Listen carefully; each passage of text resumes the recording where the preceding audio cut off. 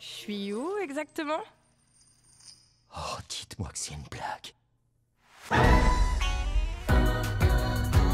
Bonjour à toutes et à tous, bienvenue du coup dans cette petite critique sur le film d'animation Luck. Alors un film d'animation des anciens de Pixar, notamment ceux qui ont fait Toy Story. J'ai enfin accès à Apple TV. Ah, je l'attendais, j'avais envie d'avoir cet accès et je l'ai eu grâce à Canal+, puisque maintenant avec l'offre de Canal+, on a en plus Apple TV, en plus du coup d'avoir Netflix, d'avoir Paramount et plein d'autres choses, qui fait que ben je vois plein de films en ce moment, donc il va y avoir plein de critiques qui vont arriver, aussi bien d'anciens films que de nouveaux. Donc ça c'est cool, parce qu'on a accès même à des films qui sont sortis récemment, que j'ai pas eu le temps de voir au cinéma et sur lesquels bah du coup je peux me rattraper pour les voir. Du coup, Luck, histoire d'un petit chat. Eh ben non. Alors oui et non, c'est pas vraiment l'histoire d'un petit chat, je m'attendais à ce que ce soit davantage concentré sur Luck le chat, mais pas du tout, ça raconte du coup l'histoire du personnage principal, et je sais plus son nom. Du coup, le personnage principal s'appelle Sam, et en fait est une orpheline qui rêve du coup d'avoir des parents, d'avoir une famille, et qui s'occupe du coup des plus jeunes dans l'orphelinat. Sauf que ben elle a 18 ans et du coup, enfin elle est majeure, on sait pas trop son âge mais on devine qu'elle devient majeure étant donné qu'elle doit prendre son indépendance maintenant et avoir son propre appartement. Et ainsi, bah du coup, s'auto-gérer. Sauf que, ben, cette fille-là, hein, cette petite Sam, c'est Miss Catastrophe. C'est connerie sur connerie. Alors, c'est pas sa faute, c'est bien évidemment à cause de sa malchance. Et du coup, un jour, elle fait la rencontre d'un certain petit chat noir qu'elle ne connaissait pas, qu'elle décide de donner à manger. Et ce chat noir perd une pièce, qui est en fait une pièce porte-bonheur, et qui va du coup changer la vie de Sam. Alors là où on s'attend à ce que tout se passe dans une ville... où on va voir du coup la chance qui peut tourner avec le contre-chance, malchance, tout ça, etc. Tout ce qui va s'emboîter dans la vie quotidienne, et ben c'est pas du tout ça. Sam en fait elle se retrouve du coup téléportée à l'intérieur du monde de la chance, où ça fait un monde, si vous voulez, au-dessus vous avez la chance, en dessous vous avez la malchance. Et du coup va se passer plein de petites choses dont je ne vais pas vous spoiler si vous n'avez pas vu le film, et si un jour, bah on sait jamais, il passe à la télé ou ce genre de choses, si vous avez l'occasion d'en voir. Donc ce sera tout pour l'histoire. Alors, est-ce que c'était sympa? Oui. Est-ce que c'était joli? Ça va. Alors c'était sympa parce que l'histoire est vraiment prenante, j'étais dedans, du début à la fin, hein, j'ai pas trop décroché, ce qui fait que finalement les péripéties et les épreuves qu'ils doivent affronter au fur et à mesure de l'aventure, elles sont assez cohérentes, elles collent parfaitement du coup au récit, hein, le récit c'est tout ce qui va tourner autour du coup de la chance et de la malchance.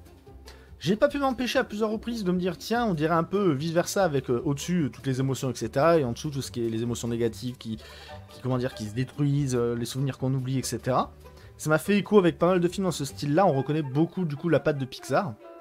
Par contre sur la qualité des personnages, je savais que chez Pixar ils étaient pas très doués pour dessiner les êtres humains, là j'ai du mal. À part les cheveux, tout ce qui est poils, cheveux et compagnie, genre le poil des animaux, et ben c'est vachement bien fait. Là pour le coup on voit vraiment limite chaque poil comme s'ils avaient pris chaque poil comme ça qu'ils avaient imbriqué sur la bestiole et c'est vachement sympa. Par contre ce qui m'a fait le plus rire et ça qui est dommage c'est pas du tout ce qui concerne les personnages principaux, c'est tout ce qu'il y a autour. Et pour ça... non vraiment, le film était assez drôle, il était prenant, il était touchant aussi par moments puisque bah ça traite forcément de tout ce qui est à la malchance, tout ce qui est lié à la chance, comment ça fonctionne et que finalement il n'y a pas de chance sans malchance et vice versa.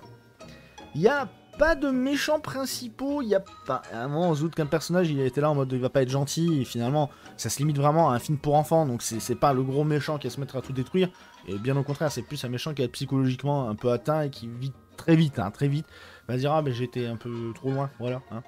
Mais le film reste sympa. Mais j'ai quand même l'impression de voir des petits trucs piochés à gauche, à droite chez Pixar. J'ai l'impression de voir un petit peu de zootopie dans la façon dont l'univers fonctionne. Un petit peu de vice-versa dans le récit et la façon de raconter la chose dans le film, quoi. Et voilà, ça restait mignon, ça restait enfantin. Ça restait plaisant à regarder. Et au niveau de la réal, ben ça va, quoi. Enfin, c'est un film d'animation. Mais voilà, là c'était sympa. Bon, ça casse pas trois pattes à un canard, mais ouais, c'est un film qui se laisse regarder et qui est très agréable. Deux, trois petits moments touchants. Après, je trouve que la fin se rush un petit peu. Enfin, quand je dis fin, c'est vraiment la fin. Alors attention, petit spoiler pendant les 20 secondes qui vont suivre. Donc, avancez de 20 secondes si vous voulez pas être spoilé. Mais par exemple, le chat qui à la fin veut directement rejoindre Sam en mode ah bah maintenant j'ai envie d'aller dans le monde des humains. Et finalement, je veux plus être du bon côté. Enfin, je veux plus être du côté de la chance, mais la malchance ne me dérange pas. Bon, pourquoi pas. Voilà, c'est bon, fin du spoil, détendez-vous. Ça va, pour un premier film d'animation chez Apple, parce que je crois pas qu'il y en ait d'autres, pour l'instant j'en ai pas vu, il y a plein de trucs que j'ai envie de voir, j'ai envie surtout de voir Tetris, donc je pense qu'une des prochaines vidéos que vous allez voir, ce sera sûrement Tetris. Mais en tout cas, pour un premier film d'animation, ça reste sympa. Par contre, je trouve que ça n'aura pas de graphique. Je dis bien, ça n'aura pas de graphique. On est plus proche du style d'Illumination que du style Pixar. Après, voilà, c'est mon avis perso. Mais je trouve ça dommage que ce soit limité à Apple TV. C'est un film qui aurait pu sortir au cinéma.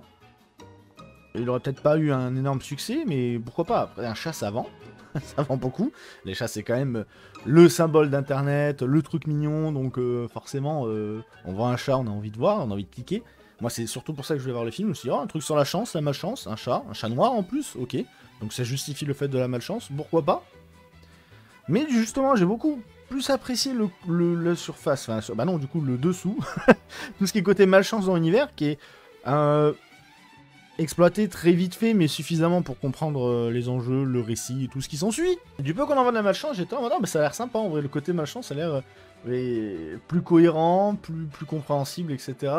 Et le plus important, je pense, dans ce film, c'est la mentalité des personnages, que ce soit secondaires comme principaux. Le principaux évolue du coup vers le raisonnement des secondaires, parce que les principaux, faut qu'ils soient comme ça sur ligne et qu'ils comprennent que leur ligne n'est pas bonne, et qu'il faut qu'ils prennent des fois des petits chemins sinueux pour pouvoir arriver à leurs objectifs. Et bah là, c'est un petit peu pareil, quoi. Là, les secondaires, ils savent très bien que rien n'est blanc, rien n'est noir, tout est une nuance de gris. Et c'est un petit peu ça, finalement, le message du film, et je trouve ça cool.